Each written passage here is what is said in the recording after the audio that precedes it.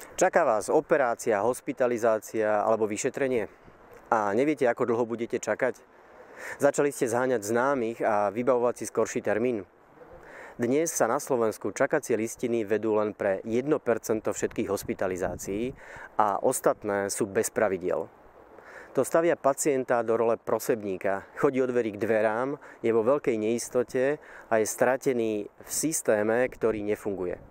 Preto zadefinujeme maximálne doby čakania na vybrané zdravotné výkony. Poisťovňa bude povinná vám v spolupráci s lekármi zabezpečiť zdravotnú starostlivosť na čas a v primeranej kvalite. Ak to neurobí, môžete čerpať zdravotnú starostlivosť u nezmluvného poskytovateľa alebo v zahraničí a zdravotná poisťovňa bude povinná vám to preplatiť.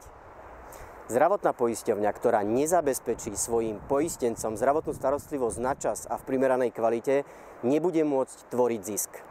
Aj týmito opatreniami posilníme postavenie pacienta.